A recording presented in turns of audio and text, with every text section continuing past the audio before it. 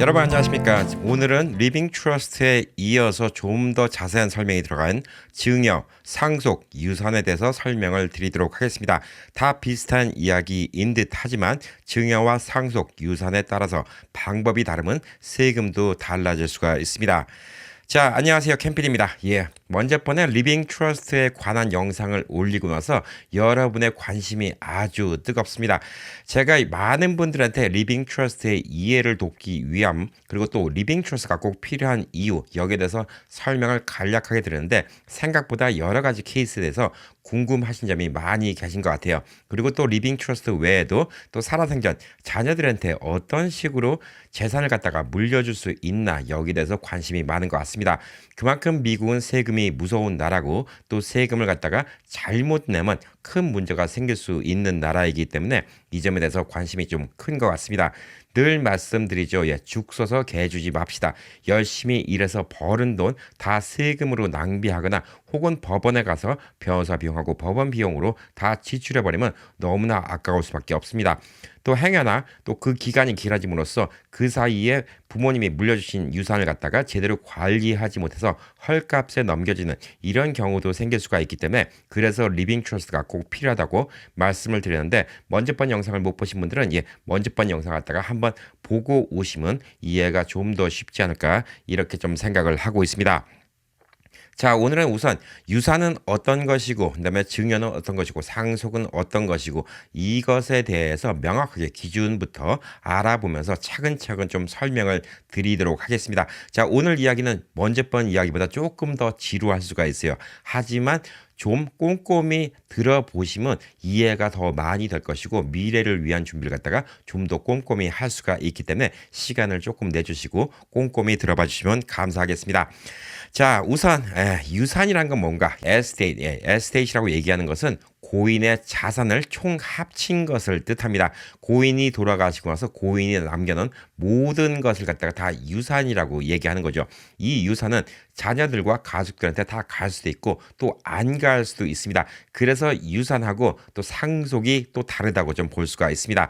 자, 유산 가치는 고인이 돌아가시고 나서 남긴 물건 중에서 당연히 부동산 포함되겠죠. 그다음에 토지나 광물권 같은 거, 그리고 저축 계좌에 있는 돈들, 자동차 같은 경우도 포함이 되고요. 그다음에 보석류나 주얼리 이런 것들 포함되고, 수집품들, 뭐 좋은 그림이라든가 이런 것들, 그리고 생명보험도 포함이 되고, 또 본인이 주식 같은 거나 아니면 또 펀드 같은데 투자했던 것, 그런 것들을 다 포함이 되고, 비즈니스가 지금 운영되고 있어 비즈니스에서 지속적인 이득이 계속 발생되고 있으면 이도 포함이 됩니다. 이 모든 것을 합한 것을 유산이라고 이야기를 하고 있는데, 유산과 이 상속의 개념을 갖다 조금 다르게 가지고 계셔야 되는 이유 중에 하나는 주마다 법이 다르기 때문에 어느 주는 유산에 대해서 세금을 물리고 어느 주는 상속에 대해서 세금을 물립니다. 그리고 보편적으로 많은 주가 이 상속이나 유산을 갖다가 하는 이 주체가 세금을 갖다 떼는 경우가 있고, 한국처럼 받는 쪽이 세금을 떼지는 않는 경우가 보편적인 미국 대다수의 상황이기 때문에 이 점도 좀 고려하고 이해하시면 좋을 듯 합니다. 자, 그리고 이제 증여, 흔히들 기프트라고 얘기하죠. 기프트는 선물이라고 얘기하는데, 간단하게 말해서 부모님이 아들한테 용돈을 주고 뭐 생일이라고 백불을 주고 이런 것도 다 기프트에 포함이 되게 됩니다. 자, 증여는 부모가 자식들한테 줄 수 있는 돈을 이야기하는 것입니다. 자, 미국에서는 이제 부모한테 자식한테 돈을 주거나 혹은 뭐 선물을 주거나 좋은 시계를 사주거나 이런 것들이 다 기프트에 포함이 됩니다. 자, 머니라고 얘기를 안 하고 기프트라고 얘기하는 의미를 좀 아시겠죠? 돈뿐만이 아니라 다른 것들도 다 기프트에 포함이 됩니다. 예를 들어서 학비를 내주는 거, 혹은 또 자동차를 사주는 거, 이런 것들도 다 기프트에 포함이 될 수가 있습니다. 자, 매년 자녀한테 1인당 16,000불까지 증여세 없이 기프트를 줄 수가 있습니다. 이거는 2022년, 지금 이 영상은 2022년 9월 달에 작성이 됐기 때문에 이때 기준입니다. 해마다 이 금액은 계속 바뀔 수가 있습니다. 인플레이션 따라서 계속 바뀔 수가 있고, 앞으로도 여러분께 알려드리는 많은 금액은 해마다 계속 지속적으로 바뀔 수가 있기 때문에 참고 정도만 하시면 좋을 듯 합니다. 자녀 한 명에게 1년에 16,000불까지 기프트를 줄 수가 있다는 거죠. 그런데 평생 증여세 면제라는 게 있습니다. 이건 연방정부 기준입니다. 1206만 달러, 2022년 기준으로 1206만 달러입니다. 부모가 자식한테 1206만 달러, 그러니까 1200만 불을 갖다가 줘도 증여세가 없다는 거죠. 와, 이걸 들으면 깜짝 놀라십니다. 와, 미국은 1200만 불이나 줘도 자식한테 증여세를 줄 게 없어? 아, 그럼 세금이 없는 거나 마찬가지잖아. 이렇게 생각할 수 있는데 이거는 연방정부 증여세이기 때문에 뒤에 가서 좀 더 자세하게 좀 설명을 해드리겠습니다. 흔히들 이 숫자만 보고 한국에 있는 분들이 미국에는 증여세가 1200만 불까지 없는데 한국은 증여세가 너무 세다라고 이렇게 이야기하신 분들이 있는데 이거는 단면만 보고 잘못 생각하시는 겁니다. 자, 평생 증여세 면제가 이 금액이라고 얘기할 수가 있습니다. 자, 평생 증여세 공제액은 나중에 상속세와 공유가 되게 됩니다. 예를 들어서 살아생전 부모님이 계속 16,000불씩 10년이면 16만 불이고요. 예. 20년이면 32만 불이죠. 예. 32만 불을 줬다. 그러면 나중에 1206만 불에서 32만 불을 제외하고 나머지 금액까지만 이 증여세 그리고 상속세 이게 면제가 될 수가 있는 것이기 때문에 이는 또 계산을 해봐야 됩니다. 자, 그리고 이제 만약에 자녀들한테 16,000불 이상 증여를 했을 경우에는 IRS에다가 폼 709를 제출을 해야 됩니다. 이는 CPA와 상의를 하시면 될 듯합니다. 하지만 보편적으로 부모가 조금만 생각을 바꿔서 증여를 하면 자녀들한테 이 이상의 금액을 갖다가 합법적으로 증여할 수 있는 방법이 있기 때문에 이 증여는 뭔가에 대해서 미리미리 좀 알아두시면 현명하게 계획을 세워서 증여를 할 수가 있습니다. 자, 그리고 이제 마지막으로 이제 상속받는 금액의 몇 퍼센트를 세금을 내게 됩니다. 상속세는 주마다 너무나 다릅니다. 예, 그렇기 때문에 아까 연방정부에서 면세를 해준다는 1200만 불 정도의 금액 제외하고도 각 주마다 상속세가 있는 주도 있고 없는 주도 있습니다. 자, 그래서 이 상속세는 아까 말씀드린 것처럼 자녀한테 생전에 증여해준 금액에 플러스 사망 후 물려주는 재산이 상속세 대상이 될 수가 있습니다. 여기서 계산을 해서 나눠서 상속세가 있는 곳은 상속세를 내야 되고 상속세가 없는 주는 상속세를 안 내도 됩니다. 자, 그래서 이제 유산하고 상속세, 예, 그리고 또 증여, 기프트라고 얘기하는 이 세 가지에 좀 구분이 됐을 거라고 좀 생각이 들고 있습니다. 자, 아까 말씀드린 것처럼 연방정부에서 상속세를 갖다가 면제 주는 경우, 에스테스 갖다가 스킵해 주는 경우는 뭐냐면 1206만 불까지 면제를 해줍니다.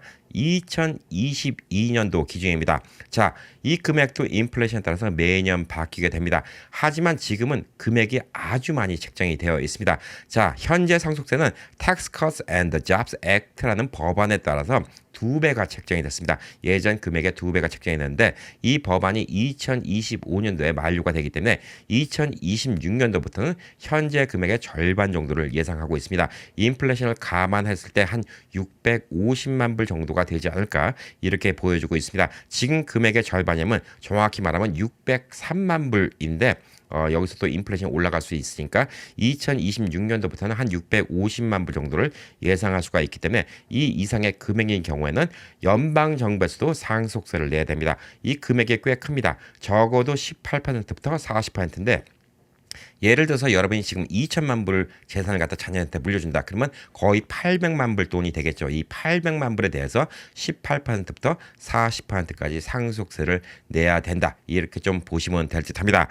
자, 그리고 이제 주마다 다른 상속세가 있는데 뭐 대표적으로 몇 가지 주만 뽑아봤는데 상속세도 지금 코네티컷 같은 경우에는 910만 불 이상 됐을 경우 지금 상속세를 내고 컬럼비아 같은 경우에는 지금 425만 4천 불 근데 하와이는 550만 불 일리노이는 400만 불 오레곤은 100만 불 메인주는 600만 불이 조금 넘어가고 메릴랜드도 500만 불 매사추세츠 같은 경우에는 100만 불 미네소타는 300만 불 뉴욕 같은 경우는 600만 불을 좀 넘어가고 있고요. 로드 아일랜드는 160만 불, 버몬주 같은 경우는 500만 불, 워싱턴주 같은 경우는 220만 불 정도가 지금 상속세 한도 금액이라고 이렇게 이야기를 할 수가 있습니다. 자, 이 돈이 넘어가면 연방정부에서는 상속세를 안 낸다 하더라도 이 주의 또 세금에 따라서 상속세를 이 추가하는 금액에 대해서 내야 됩니다. 예를 같은 경우에 뭐 오레곤 같은 경우에는 뭐 100만 불 이상 상속을 하면 연방 정부에서는 상속세가 면제가 된다 하더라도 예를 들어서 200만 불을 물려준다 그러면 또 100만 불에 대해서 오레곤 주가 정한 또 세금을 갖다가 더 내야 된다 이렇게 좀 보시면 될 듯합니다. 자, 그래서 미국에서 상속세가 1,200만 불까지 뭐 안 되면 없다 이 얘기는 반은 맞고 반은 틀린 얘기입니다. 연방 정부의 세금이 없는 것뿐입니다. 이 세금을 안 낼 수 있는 사람들은 미국 아메리칸 원주민들, 그다음에 미국으로 망명 오신 분들 이런 분들 빼놓고는 다 여기에 적용이 된다. 이렇게 좀 보시면 될 듯합니다. 자, 그래서 이런 것들은 본인의 변호사나 혹은 뭐 재정 상담사 혹은 CPA 이런 분들한테 여쭤보시는 게 가장 정확하고 구글 같은 데 검색해도 나옵니다. 이 금액도 2022년 9월 기준이기 때문에 이 금액도 계속 바뀔 수가 있기 때문에 본인이 계속 해마다 이 미래에 대한 대비를 갖다 좀 하시는 게 중요하다고 이렇게 좀 볼 수가 있습니다. 자, 이번에 리빙 트러스트에 대해서 제가 영상을 올리고 와서 많은 질문들이 올라왔는데 여러 가지 질문 중에서 여러분들이 좀 궁금해하시는 질문 몇 가지를 추려서 거기에 대해서 좀 상세하게 좀 설명을 드리겠습니다.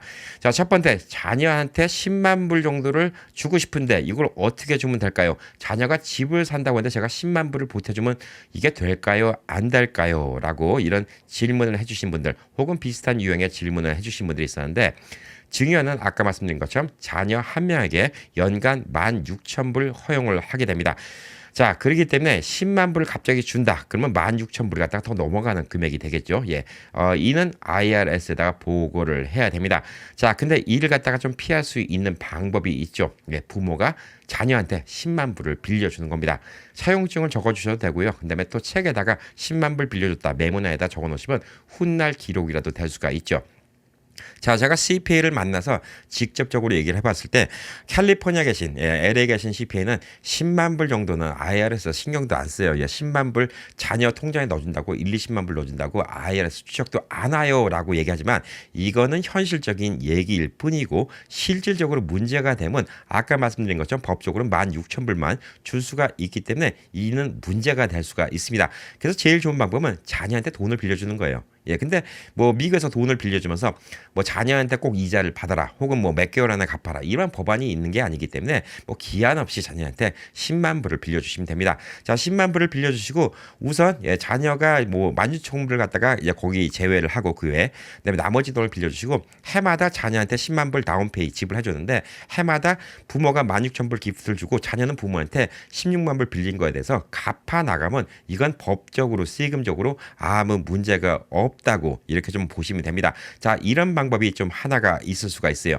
또 한 가지 방법은 이제 집을 갖다 사면서 자녀 이름을 갖다 공동 명의로 하는 경우가 있는데 공동 명의라고 집값을 자녀가 계속 모기지를 갚아 나간다. 이를 갖다 자녀 체크를 통해서 이렇게 한다. 그러면 나중에 집의 퍼센테이지가 다 바꿀 수가 있죠.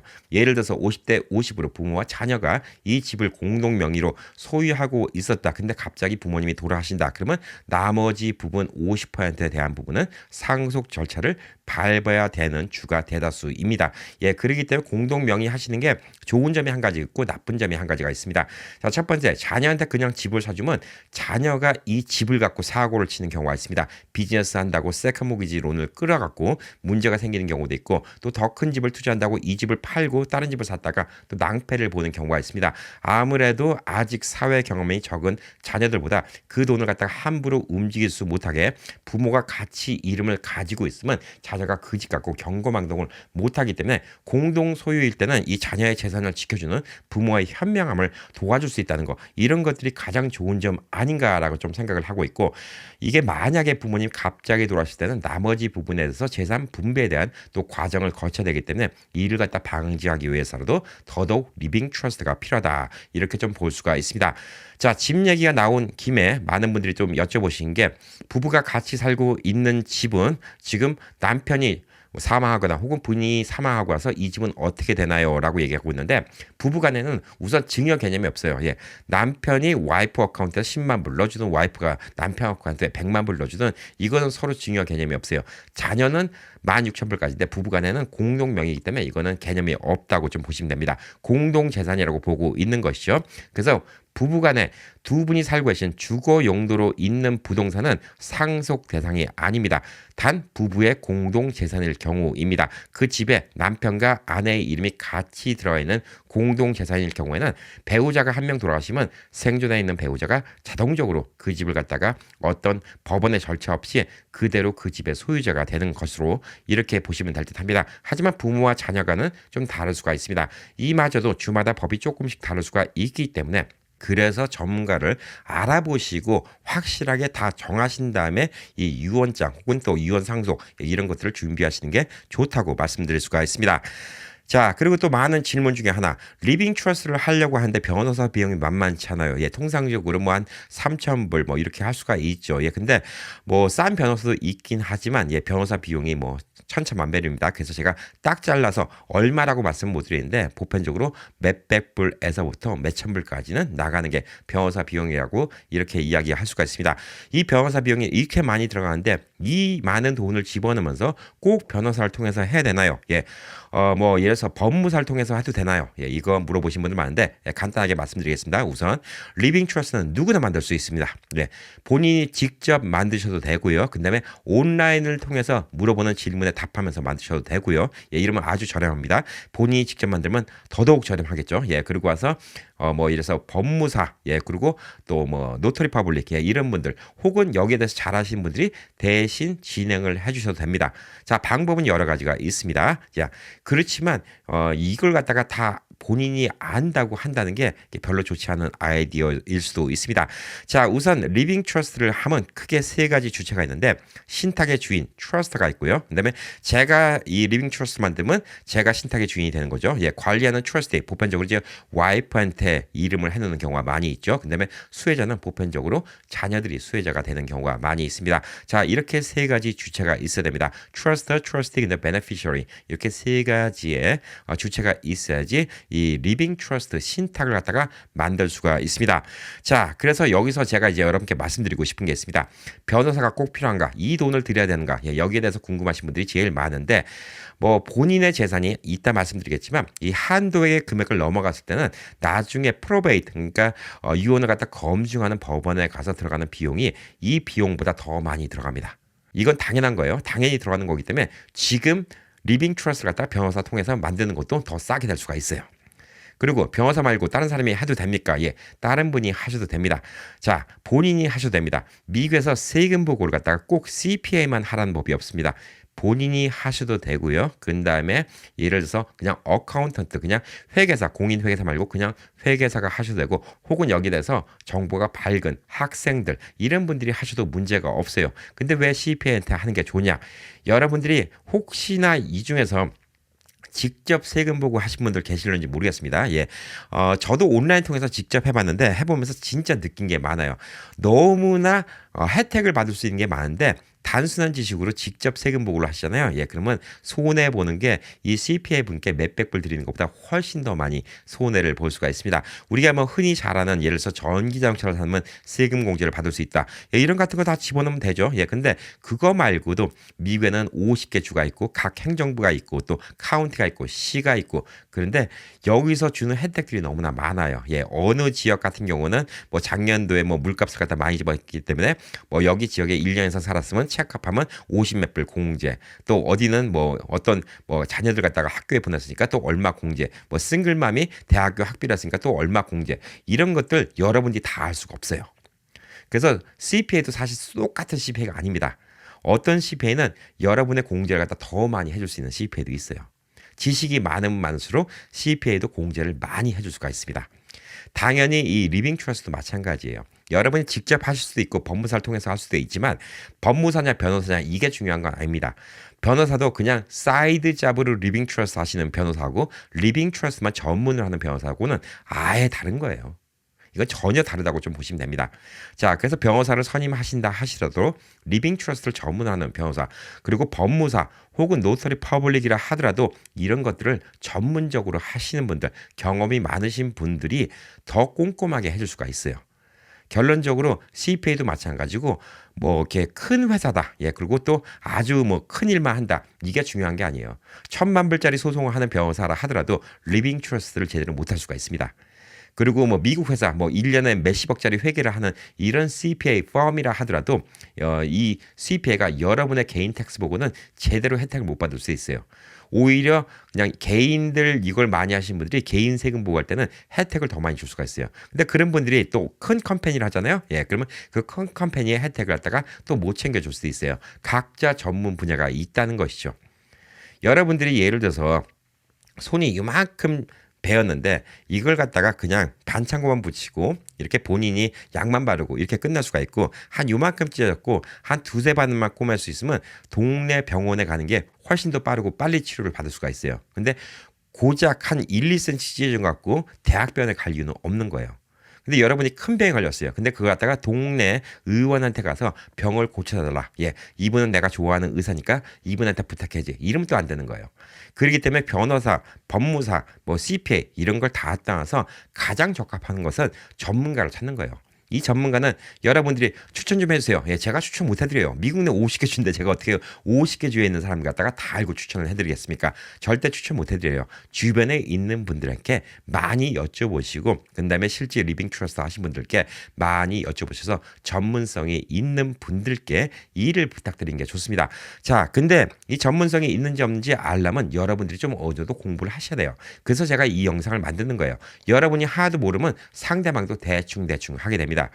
예를 들어서 여러분이 CP한테 갔는데 이번에 저 전기자동차 샀는데 이거 텍스 공제 받죠? 예, 이런 얘기하면 당연히 해주죠. 근데 여러분이 얘기 안 하고 있으면 귀찮고 얘기 안 하고 모르면 본인이 까먹은 대로 안 받습니다. 여러분은 몇천 불 손해를 보는 거예요. 근데 여러분이 알면 더 손해를 안 보고 상대방도 일을 더 꼼꼼히 해줄 수가 있기 때문에 이 변호사를 선임하냐 마냐 혹은 법무사 혹은 뭐 노터리 퍼블릭 혹은 뭐 다른 분들 이렇게 부탁하는 거 이거는 여러분의 결정인데 제일 중요한 거는 경험이 많으신 분들을 하시는 게 지금 비용이 들더라도 나중에 프로베이트 법정에 가서 드는 비용보다는 훨씬 적다는 사실만 이렇게 인지하고 계시면 될 듯합니다. 자, 그리고 이제 그 다음으로 많았던 또 질문 중에 하나가 유언장이 있는데 이걸로 되지 않나요? 라고 얘기를 하고 있는데 자, 유언장도 마찬가지입니다. 변호사 옆에 공중에서 유언을 받을 수도 있고요. 유언장 만든 다음에 공중을 받을 수도 있습니다. 본인이 자필로 유언장을 만드셔도 됩니다. 예, 근데 이렇게 만들든 어떻게 만들든 간에 결국은 나중에 유언 검언 절차, 즉 프로베이스를 갖다가 걸쳐야 된다고. 이렇게 해야지 법적 효력을 받을 수가 있습니다. 자, 그렇기 때문에 유언장을 갖다가 변호사 옆에 입회해서 몇천 불씩 돈 주고 유언장 작성하는 거 이거야말로 돈 낭비라고 좀 보시면 됩니다. 자, 유언장은 법적 효력이 없습니다. 미국에서. 간단히 말씀드리면 유언장 하나만 갖고 법적 효력이 없습니다. 자, 유언장이 법적 효력을 받으려면 여러분이 돌아가시고 나서 여러분의 재산을 갖다가 다 나누는 과정, 유언 검언, 프로베이트 코트에 가서 여기서 이 유언장을 제출해서 여기에 맞춰서 판사가 결정이 내리고 나면 그때 효력이 발생하게 됩니다. 하지만 아까 말씀드렸듯이 유언 검언, 여기 코트를 가면 변호사 비용도 들고 법정 비용도 들고 적어도 2%부터 5% 정도의 비용이 들 수가 있습니다. 이 얘긴즉슨 여러분의 재산이 100만 불이 있다. 그럼 최소 2만 불부터 한 5만 불까지도 들 수가 있다는 거죠. 지금 리빙 트러스트 몇천 불 가지고 만드는 게 훨씬 더 절약이 된다는 겁니다. 자, 또한 1, 2년 이상의 시간이 걸릴 수가 있죠. 이 1, 2년 동안 자녀들이 부모님이 물려주신 이 부동산, 뭐 모게지 같은 거 페이먼트를 못 내고 이런 식으로 해갖고 헐값에 팔리고 처분되고 이런 문제들이 많이 생겨요. 그래서 사실 피해는 몇십 %가 더 볼 수가 있습니다. 극단적인 경우로 따지면 부모님이 100만 불 유산 물려주셨는데 자녀들 손에 몇십만 불 안 떨어질 수도 있어요. 왜? 자녀들은 그냥 월급쟁이 생활하고 있다 갑자기 부모님이 갖고 있는 상가가 있는데 지금 렌트비 잘 받고 있지만 매달 10,000불씩 모기지를 부어야 돼요. 근데 갑자기 이거 갖다가 물려받지 못하고 그러면 이 렌트비도 받지를 못해요. 자녀들이 렌트비를 갖다 받지 못하는 게 이 건물이 아버지 건물이 아직 자녀의 것이 아니기 때문에 렌트비를 자녀가 받지 못하는 거죠. 그럼 10,000불씩 집어넣어야 돼요. 못 집어넣어요. 어떻게 되죠? 그럼 은행에서 차압당하죠. 이런 문제가 생길 수 있다는 겁니다. 자, 한국에서는 유언장이 법적으로 효력이 있어요. 한국 드라마 보시면 뭐 회장님 돌아가시고 와서 변호사가 왔고 회장님의 유언장을 공개했습니다. 한국에서는 법적 효력이 있습니다. 자, 한국이 그렇다고 미국에 효력이 있냐? 절대 아닙니다. 미국에서는 유언장만 가지고는 법적 효력이 없습니다. 유언장은 본인이 작성하셔도 되고 조금 폼이 있게 하고 싶으면 온라인 통해서 뭐 한 몇백 불 선에서 유언장 작성해주는 이런 사이트들도 많이 있습니다. 굳이 변호사 대동해서 몇천 불씩 들여서 유언장을 만들 이유가 전혀 없다고 보시면 될 듯합니다. 오히려 유언장에는 돈을 쓰실 필요가 없어요. 본인이 원하시는 방법이 있으면 이 유언장을 작성해 놓으시면 그래도 없는 것보다 낫죠. 왜냐하면 유언장이 없으면 나중에 갑자기 부모님이 돌아가시면 자녀들한테 프로베이트 코트를 통해서 좀 정해진 대로 이 재산을 갖다 나눠주게 됩니다. 하지만 본인의 뜻이 뭐 큰아들한테 더 준다, 혹은 막내 아들이 요즘 힘드니까 막내 아들한테 더 준다, 이런 뜻이 있으면 그 뜻에 따라서 이게 프로베이트 코트가 진행될 수 있기 때문에 이 유언장이 무의미한 건 절대 아니라고 볼 수가 있습니다.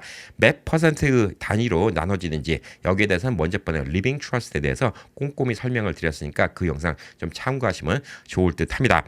자, 그리고 많은 분들이 오해를 하고 계신 게 리빙 트러스트를 하면 세금을 면제받을 수가 있나요? 라고 이렇게 이야기를 하고 있는데, 엄밀히만 하면 세금을 면제받는 건 아닙니다. 아까도 말씀드렸듯이 주마다 또 세금이 다릅니다. 여러분의 유산 금액에 따라 다릅니다. 물론 유산 금액이 적으면 세금을 갖다가 좀 면제를 갖다가 받을 수도 있겠죠. 근데 각 주마다 세금이 다르기 때문에 그 주에 결정된 세금에 따라서 세금을 내기 때문에 엄밀히 말하면 리빙 트러스트를 한다고 세금이 면제된다 이렇게 좀 볼 수는 없는데, 많은 돈을 절약할 수 있는 건 사실입니다. 자, 그리고 이제 가족 간의 분쟁 다툼을 피할 수가 있습니다.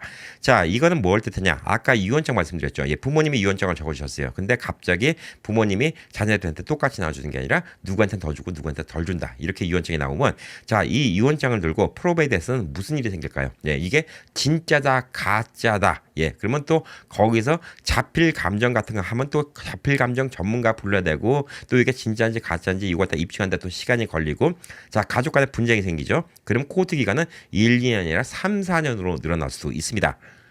자, 그동안 또 변호사 비용도 엄청나게 드러나겠죠. 그래서 이 유언장만 있는 게 무의미하다고 말씀드리는 거예요. 이 자녀들이 불만을 일으키면 이 유언장이 진짜라 하더라도 이걸 붙잡고 계속 지지부진하는 게 몇 년을 더 끌 수가 있어요. 결국은 그러다가 한쪽이 지치면 그래 그냥 50대 50 하자, 이렇게 끝날 수도 있는 거예요. 자, 그렇기 때문에 유언장은 법적 효력이 없습니다. 코트, 프로베이트 코트에서 다 입증이 되고 판사가 결정이 내린 다음에 그 분배 금액이 결정이 나는 거기 때문에 이런 문제가 많이 생길 수가 있어요. 가족 간의 싸움이 많이 생길 수가 있는 게 제일 큰 문제고, 주 목적은 아까 말씀드린 것처럼 프로베이트 코트의 유언 검언을 통과하지 않고 바로 자녀들한테 상속을 신속하게 함으로써 빨리 문제가 없게 만드는 게 큰 목적이라고 좀 볼 수가 있습니다. 부모의 집, 부모의 상가, 이런 재산들이 지금 모기지 페이먼트를 내야 되는데, 렌트비를 받아야 되는데, 자녀들이 이게 프로베이스에 들어가 있는 동안 이걸 받을 수 있는 권리가 없어요. 물론 끝나고 나면 다 받겠죠, 밀린 걸 갖다가. 자, 근데 그 사이에 모기지를 갖다 못 낸다, 여러 가지 문제가 생길 수가 있겠죠. 그 외에도 여러 가지 문제를 갖다가 또 생각해 볼 수가 있습니다. 자, 그리고 또 한 가지 또 중요한 거는 부모님이 언제 돌아가실지 모르잖아요. 태어난 것은 날짜가 있지만 돌아가신 날짜는 아무도 모르기 때문에 갑자기 자녀가 너무 어린 나이에 돌아가실 수도 있고, 또 자녀가 뭐 성인이 됐는데도 뭐 좀 알코올 중독이라든가 혹은 뭐 정신을 못 차리고 있다든가, 그러면 이 병을 갖다 다 치유하고 난 다음에 상속을 하라든가 이런 식으로 바꿀 수가 있어요. 그래서 관리하는 트러스티에 따라서 자녀의 나이나 환경에 맞게 재산을 분배해서 나눠줄 수 있다는 거, 이게 아주 중요하다고 볼 수가 있습니다. 갑자기 이런 것 없이 돌아가시면 프로베이스를 통해서 딱 끝나면 퍼센테이지에 따라서 한 다 일시불로 나눠 가질 수 있게 이렇게 좀 될 수가 있거든요. 근데 자녀가 갑자기 20대인데 몇백만 불의 재산이 생겼다, 흥청망청 쓰고 자녀가 망할 수도 있죠. 근데 트러스트 같은 경우는 트러스티를 갖다가 정해놓으면 이 자녀한테 20살에는 50만 불을 주고, 30살 되면 또 50만 불 주고, 40살 됐을 때 나머지 뭐 200만 불 줘라, 이런 식으로 정해놓을 수가 있기 때문에 자녀의 미래 플랜까지도 정할 수 있다는 게 리빙 트러스트의 또 하나의 장점이라고 좀 볼 수가 있습니다. 자, 그러면 이 복잡한 프로베이트 코트의 유언 검언을 갖다가 면제할 수 있는 금액의 기준이 있습니다. 모든 사람이 다 하는 게 아니라 부모의 남겨진 재산이 그렇게 많지 않을 경우에 면제가 될 수가 있습니다. 자, 먼저 번에 말씀드렸듯이 캘리포니아의 경우에는 16만 6,250불 2022년도 기준입니다. 이 금액도 계속 달라질 수가 있죠. 뉴욕주 같은 경우는 5만 불 이상만 있으면 여기에 대해서 프로베이스를 갖다가 들어가야 됩니다. 텍사스주는 7만 5천 불, 워싱턴주는 10만 불, 주마다 달라서 한 27만 5천 불까지 이렇게 좀 생각할 수가 있습니다. 자, 그렇기 때문에 뉴욕주 같은 경우는 여러분의 재산이 5만 불 이상만 있으면 자동적으로 프로베이스에 들어갈 수가 있는 것이죠. 워싱턴주 같은 경우는 10만 불 이상의 자산이 있는 경우에 자동적으로 들어갈 수가 있기 때문에 이만큼 금액의 이상의 자산이 있다라고 이렇게 생각하시면 꼭 리빙 트러스트를 만들어서 이 프로베이트 코트를 갖다가 안 하게 하는 게 이게 제일 중요하다고 좀 볼 수가 있습니다. 자, 그리고 또 하나의 질문. 예, 부부간의 재산 상속. 예, 여기에 대해서 질문이 많이 있습니다. 예, 부부간에 남편이 돌아가시고 나면 혹은 아내가 돌아가시면 어떻게 되나요? 예. 우선 부부 공동 명의로 이제 거주하고 있는 주택은 배우자가 사망하면 자동으로 생존 배우자가 권리를 가지게 됩니다. 이거는 프로베이스를 통과할 필요도 없죠. 왜? 이걸 다 프로베이스 통과시키면 이 남아있는 가족을 딱 우선 집에서 쫓아내고 봐야 되잖아요. 이건 말이 안 되는 거죠. 네. 그래서 부부 공동 재산으로 만드는 게 좋고, 일부 주에서는 모든 주가 그런 건 아닌데, 부부가 집을 본인이 살고 있는 집이 하나 있고 또 하나 집은 그냥 렌트비를 받아서 생활하시려고 하는 집이 있는데, 이런 집이 하나 있어요. 이것도 공동 명의로 돼 있으면 자동으로 이전되는 경우가 대다수 주에서는 이렇게 되고 있습니다. 하지만 주마다 안 그런 경우도 있어요. 예. 이런 거는 또 재산 분할의 대상이 돼서 이게 또 프로베이트 코트로 가야 되는 경우가 있기 때문에 이 부분에 대해서 확인을 해야 됩니다. 자, 그리고 이제 이에 따라서 임대 수익도 생존하고 있는 배우자가 가지게 됩니다. 아까 말씀드렸듯이 일부 주는 안 될 수도 있습니다. 자, 그렇기 때문에 이건 제가 뭐 모든 주 케이스를 다 설명 못 드리기 때문에 이런 것들이 있다는 거에 대해서 여러분들이 직접적으로 상의를 하시고 질문을 하시면 좋을 듯 합니다. 자, 그래서 이제 가장 현명한 상속 방법은 여러 가지가 있을 수가 있죠. 제일 좋은 건 합법적으로 할 수 있는 거는 자녀한테 매년 기프트 최대 금액 16,000불을 물려주는 거라고 이렇게 좀 볼 수가 있습니다. 자녀들의 은행 어카운트를 만들어서 거기다 16,000불을 집어넣고 자녀들한테 쓰지 않게 하는 게 좀 중요하다고 좀 볼 수가 있는데 이 16,000불이라는 돈이 10년이면 10만 불, 20년이면 32만 불. 꽤 큰 돈이긴 하지요. 예, 그렇지만 이 돈이 가만히 있으면 나중에 미래 가치가 없어요. 그래서 이 돈을 어떻게 하는가 좀 굴릴 수 있는 방법을 하는 게 좋습니다. 자, 갑자기 이제 자녀가 결혼하니까 아이고 집도 사줘야 되겠는데 10만 불 정도 좀 줬으면 좋겠습니다. 예, 이렇게 하는 것보다 미리미리 16,000불씩 쭉 줘서 뭐 학생 때 중학교 때나 고등학교 때나 뭐 이럴 때부터 미리 16,000불씩 쭉 쌓아 올려서 나중에 목돈을 만든 다음에 자녀가 자기 어카운트에 있는 돈으로 즉 돈의 출처가 있는 돈으로 직접 집을 사게 하는 게 가장 현명한 방법이라고 이렇게 볼 수가 있습니다. 하지만 자녀가 어렸을 때는 돈 버는 게 좀 부모가 힘들다가 자녀가 이제 좀 다 컸을 때 부모님이 좀 경제적 여유가 있어서 10만 불 주고 싶으신 분들 아까 말씀드렸듯이 자녀한테 돈을 빌려주는 명목으로 해갖고 이렇게 하는 방법도 있기 때문에 이거는 좀 합법적으로 좀 볼 수가 있습니다. 자, 그리고 이제 먼저 번에 로스 IRA로 자녀들을 부자를 만든 방법. 여기에 대해서 좀 설명을 드렸는데 로스 IRA는 아무나 할 수 있는 게 아닙니다. 뭐 어린아이한테 할 수 있나요? 그다음에 뭐 손주한테 할 수 있나요? 이런 얘기가 많은데 아무한테나 할 수 있는 게 아니에요. 우선 자녀가 돈을 벌어야 됩니다. 로스 IRA의 목적은 돈을 벌고 있는 사람이 미래를 위해서 또 투자를 할 수 있게 나한테 혜택을 주는 거기 때문에 돈을 안 벌잖아요. 예. 자녀가 20살, 25살인데도 집에서 부모님한테 돈 타고 그냥 학교를 다니잖아요. 예. 그러면 로스 IRA에 들 수가 없습니다. 자, 이 로스 IRA에 좀 들려면 자녀가 우선 일을 해야 돼요. 그래서 여러 가지 방법이 있겠죠. 예. 우리 자녀가 좀 공부를 해야 되는데, 일을 하니까 좀 힘든데요. 그럼 부모님이 비즈니스가 있으면, 부모님의 비즈니스에서 일을 하는 걸로 이렇게 하셔도 돼요. 예. 부모님 비즈니스를 도와주시고, 월급을 거기에 맞춰서 주시면 되는 거예요. 월급을 더 많이 줬다. 자녀니까 좀 더 많이 줬다. 이거 뭐 탈세, 뭐 이런 문제를 갖다가 어떻게 확인해 볼 수 있는 길이 없어요. 자녀가 파타임을 하지만 자녀가 어떤 일을 하는지 IRA에서는 모르잖아요. 예. 자녀가 파타임을 하고 일주일에 뭐 한 10시간씩 도와주고 있지만 한 달에 월급을 갖다가 부모가 5,000불을 줄 수 있는 거예요. 그렇죠? 여기에 대해서는 나중에 그 명분이 서야 돼요. 예. 자녀가 이만큼의 일을 했다. 예. 전혀 일도 안 하고 이러면 나중에 진짜 걸리겠죠. 예. 근데 이런 방법도 좀 될 수가 있어요. 우선 자녀가 일을 해야 된다는 겁니다. 부모님이 비즈니스 하신 분들은 이런 방법도 생각할 수가 있어요. 그리고 자녀가 이 월급으로 받아간 돈이 있는데 원래 부모님이 주신 기프트로 로스 IRA를 갖다가 할 수가 없어요. 예. 왜냐하면 이건 자기가 일을 해서 번 돈이 아니기 때문에 earned income이라고 하죠. 예. 자녀가 어떤 부동산을 갖고 있어서 예서 매달 뭐 monthly 렌트를 받아요. 이것도 IRA 납입을 갖다가 할 수가 없어요. 이거는 이제 자동으로 생긴 인컴이기 때문에 안 돼요. earned income 꼭 본인이 직접적으로 일해서 벌은 돈만 가능한 게 IRA이기 때문에 부모님이 주신 돈도 사실 IRA에 집어넣을 수가 없어요. 근데 예를 들어서 뭐 부모님이 16,000불을 주시고 자녀가 뭐 1년 동안 5만 불을 벌었어요. 예, 그러면 어느 돈인지 IRA에서 구분을 못 하잖아요. 부모님이 주신 돈 내가 생활비에 보탰었다. 내가 번 돈으로 IRA에 집어넣었다. 이렇게 하면 되기 때문에 사실 이것도 IRS에서 어떻게 뭐 구분을 질 수가 없는 문제이기도 합니다. 자, 그래서 제가 먼저 번에 말씀드린 거 간략하게 말씀드렸는데 거기에 대해서도 질문이 많았어요. 이 자녀가 어린 자녀가 하도 됩니까? 예. 어린 자녀가 문제가 아니라 일을 해서 돈 버는 자녀만 러스 IRA를 할 수가 있어요. 그리고 부모님이 주신 기프트로는 러스 IRA를 못 해요. 그렇기 때문에 결국 부모님이 주시는 것 갖고는 자녀가 생활비를 보태든 뭐하든 간에 거기에 사용했다고 하고 자녀가 번 돈으로 러스 IRA를 갖다가 부었다. 이렇게 얘기하면 됩니다. 그리고 부모가 자녀한테 부동산이 있어요. 근데 자녀가 그 부동산으로 이 일을 안 해도 매달 벌어들이는 돈이 있어요. 예, 그 돈 갖고도 러스 IRA가 할 수가 없습니다. 거기에 대해서는 나중에 제가 다시금 또 좀 더 정확하게 영상을 만들어서 올려드리도록 하겠습니다. 자, 그리고 이제 저 자녀가 좀 성인이 돼갖고 이제 부모의 비즈니스를 갖다가 사버리는 경우가 있어요. 예, 합병을 하는 거죠. 예. 근데 이 부모의 비즈니스 가격도 정하기 나름 아니겠습니까? 물론 너무 턱도 없이 예를 들어서 부모의 비즈니스가 100만 불짜리인데 예, 10,000불에 샀다. 예, 이거는 IRS 상장 조사가 나오겠죠. 근데 부모의 비즈니스가 뭐 100만 불인데 뭐 시세는 100만 불인데 한 50만 불 정도 팔았다. 이건 어떻게 가치가 50만 불이냐 100만 불이냐 이걸 따질 수가 없어요. 예, 이런 식으로 해갖고 자녀가 나중에 비즈니스 하면서 부모의 비즈니스 갖다가 사가게 하는 방법 이런 것도 어떤 이제 상속 방법 중에 좀 하나가 좀 될 수가 있겠죠. 그래서 사실 요거 갖다가 원래 한국 대기업들이 많이 이용을 하는 방법이기도 합니다.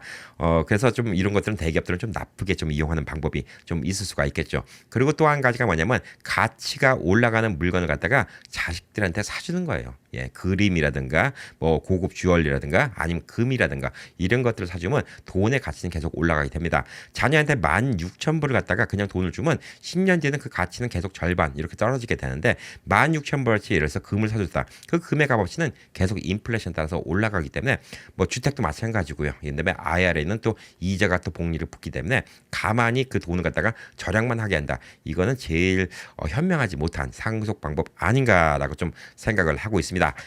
자, 마지막으로 이제 미국에서는 이 세금 문제가 참 큰데 이 세금을 완벽하게 내는 사람은 미국 내 어느 누구도 없습니다. 왜냐하면 세금은 그만큼 복잡할 수밖에 없어요. 여러분들조차도 사실상 세금 내는 게 더 내는 경우가 꽤 많이 있어요.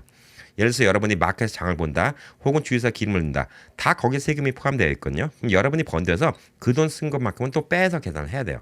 그 돈을 다 빼서 계산해봤자 여러분들이 한 달에 저축할 수 있는 돈은 몇십 불 안 돼요. 근데 그걸 위해서 CPA가 계산하면 CPA 비용이 몇백 불 이상이 더 나가요. 그렇기 때문에 여러분들은 좀 더 내는 경우도 있어요. 그리고 또 반대로 여러분들이 내야 되는데 안 내는 경우도 있어요. 여러 가지가 많이 있어요. 그래서 상식적인 선에서 움직이는 게 많아요. 그래서 CPA들은 아까 말씀드렸듯이 자녀한테 10만 불 줘도 IRS에서 눈도 끔찍 안 해요라고 얘기는 해요. 예, 그게 통상적이라는 거죠. 예, 10만 불은 돈도 아니다라고 본다는 게 통상적인 건데 자녀한테 뭐 갑자기 100만 불, 1000만 불 줬다. 예, 그럼 당장 보겠죠. 그리고 여러분이 자녀한테 뭐 물건을 사줬어요. 롤렉스 시계를 10,000불짜리를 사주고 나서 16,000불 줬어요. 예, 이것도 어떻게 IR에서 알 수 있는 방법이 없어요. 아버지가 사서 아들이 차고 있는데 이게 아버지 건지 아들 건지 아들이 아버지 거 빌려서는지 알 방법이 없잖아요. 자동차 같은 경우는 누구의 레지스터 이름이라도 있어요. 근데 롤렉스 시계나 뭐 주얼리라든가 보석 같은 경우는 여기에 주인 누구 이런 이름도 없잖아요. 집에 걸려있는 그림도 주인 누구 이렇게 이름이 없잖아요. 그렇기 때문에 이런 것들조차도 사실상 탈세라면 탈세가 되는 거예요. 근데 이걸 갖다가 적당히 해야지 너무 많이 해버리면 문제가 된다는 거기 때문에 제가 말씀드린 거는 자녀한테 10만 불 줘도 될까요? 예, 그러면 그냥 자녀들과 그냥 간단하게라도 아들이 뭐 아빠한테 10만 불 빌렸습니다. 매달 갚아나겠습니다. 그리고 부모가 뭐 1년에 16,000불까지 주니까 16,000불을 자녀한테 주면 자녀가 또 부모한테 뭐 16,000불 갖고 체크 줘갖고 10만 불 빌린 거에서 얼마 갚았습니다. 이런 기록이라도 남겨놓으면 만에 하나 문제가 생겼을 때는 문제가 안 된다는 거예요. 그래서 한국 대기업 같은 경우는 어떻게 합니까? 이 회사를 갖다가 물려주고 싶잖아요. 그러면 자녀한테 회사를 갖다 하나 더 만들게 해요. 그리고 이 회사의 주식을 갖다 폭락을 시켜버려요. 한국 대기업 회장님들이 많이 하는 거죠. 폭락을 시켜버린 다음에 이 회사가 이 회사를 사버려요. 그리고 회사에 가치는 있으니까 도로 주식을 올려놔요. 그래서 이 회사는 예를 들어서 1,000만 불짜리인데 100만 불에 사버리는 거예요. 근데 이것도 폭락이 된 걸 갖다가 어떻게 입증하기가 쉽지 않아요. 또 대기업이니까 또 먹히는 것도 있겠죠. 예, 지금 요즘에 뭐 트럼프 뭐 부동산 같은 거 이런 거 같은 거 지금 뭐 소송이 걸렸죠. 예, 뉴욕시로부터 뭐 2억 5천만 불인가 이렇게 소송이 걸렸습니다. 세금을 그만큼 떼먹었다는 거죠. 왜냐하면 1,000만 불을 받았으면 거기다 상속세를 냈어야 되는데 그렇지 않았다는 거예요. 근데 그런 식으로 이제 가치를 갖다 떨어뜨리고 이거는 진짜 큰 탈세라고 좀 보여줄 수가 있습니다. 자, 그래서 제가 여러 가지 좀 설명을 드렸는데 살아생전에 자녀들한테 이렇게 어떻게 증여를 통해서 좀 재산을 갖다 물려주는 것도 좋은데 이게 까딱 잘못하면 자녀들이 이 돈을 갖다 흥청망청 쓰다가 인생이 망가질 수가 있어요. 그래서 현명하게 좀 물려주는 게 좋다라고 좀 보여주고 있고 그다음에 유산과 상속 이건 좀 다른 개념입니다. 왜냐하면 유산은 남겨진 모든 걸 유산이라고 하고 상속은 자녀한테 주는 것만 상속이라고 해요. 그래서 어떤 주는 유산에 대해서 세금을 물고 어떤 주는 상속에 대해서 세금을 물어요. 그러니까 이것도 두 개가 좀 다르다고 좀 보시면 될 듯합니다. 좀 복잡한 것 같은데 이 세 가지만 좀 이해하시면 좋을 것 같아요. 그래서 결론적으로 상속과 유산은 그냥 묶어서 생각하셔도 됩니다. 예, 그냥 유산이라고 하고 상속이라고 얘기하자고요. 예, 본인이 돌아가시고 나서 주시는 거는 상속과 유산이고요. 살아계실 때 주시는 거는 증여입니다. 근데 이 증여를 잘 이용하잖아요. 예, 그러면 돌아가실 때 큰 금액 안 만들고 이렇게 돌아가실 수 있어요. 프로베이스에 문제 안 될 정도의 금액만 남겨놓고 돌아가실 수도 있어요. 여러 가지 현명한 방법이 많이 있습니다. 자, 그래서 제가 오늘 말씀드리는 거는 CPA도 함부로 말씀 못 드리는 부분도 제가 말씀드리는 게 있어요. 왜? CPA가 그런 얘기하면 안 되거든요. 변호사도 이런 얘기하면 안 돼요. 근데 저는 실질적으로 세상에 돌아가는 부분에 대해서 얘기하는 거예요. 여러분이 만약 CPA가 친하다 그러면 오프 더 레코드로 얘기해 줄 수 있어요. 아유, 그냥 사장님 괜찮아요. 이 정도는 그냥 주셔도 되냐. 뭐 이거 걸릴 문제 없어요. 근데 오프 더 레코드니까 나중에 만에 하나 문제가 되면 어떻게 되겠죠? 예. CPA는 전 그런 얘기 한 적 없어요. 이렇게 되고 여러분만 덤탱이 쓰는 겁니다. 자, 그래서 현명한 거는 법적으로 문제거리를 안 만들고 합법적으로 증여를 하고 합법적으로 상속을 하는 게 제일 중요합니다. 그 중에서 리빙 트러스트가 오늘 꼭 필요한 이유를 갖다가 다시금 설명드렸어요. 여러분의 재산이 진짜 뭐 캘리포니아 경우 16만 6,250불 거기에 간당간당하다 그러면 그 나머지 돈을 갖다 미리 증여를 하든 뭘 하든 간에 16만 6,250불 미하로 맞춰놓으세요. 그러면 뭐 증여할 때 뭐 상속세니 뭐 이런 거 없어요. 근데 여러분의 재산이 한 50만 불, 100만 불 된다. 프로베이 코트만 가면 적어도 몇만 불 깨져요. 그럴 바에 지금 리빙 트러스트 몇천 불 들여서 하시는 게 좋고 그 돈도 아깝다 하시면 다른 분들한테 도움을 받으셔도 되고 본인 직접 공부하셔도 되지만 뭐 말씀드렸듯이 그게 꼭 현명한 방법은 아닙니다. 예. CPA 대동 안 하고 본인이 세금 보고한다. 돈 절약될 것 같죠? 예, 안 그런 경우가 더 많습니다. 자, 그렇기 때문에 현명한 사람 만나고 이런 상의를 하세요. 제가 오늘 드리는 게 모든 거의 정답은 아닙니다. 자, 제가 오늘 드릴 수 있는 거는 여러분들이 이런 전문가를 만날 때 어떠한 걸 갖다 확인할 수 있는지 여기에 대해서만 얘기를 해드린 거기 때문에 현명하게 여러분들이 지식이 많아야지 이런 분들 만나도 여러분의 권리, 그 다음에 여러분이 얻을 수 있는 모든 것 갖다가 더 많이 얻을 수 있다라고 좀 생각을 하고 있습니다. 자, 여러분은 항상 건강하게 사시는 게 좋고요. 그다음에 자녀들의 미래도 생각하시는 게 좋습니다. 하지만 죽음은 누구한테나 불변이기 때문에 언젠가 다가올 그날을 위해서 이 자녀들의 앞날을 위해서 내가 어떻게 현명하게 할 수 있는지 남 좋은 일을 시키지 말고 내가 이뤄놓은 걸 갖다가 어떻게 하면 자녀들한테 도움이 될 수 있는지 여기에 대해서 좋은 생각을 할 수 있는 시간이 됐기를 바랍니다. 자, 여러분의 건강을 위해서 화이팅!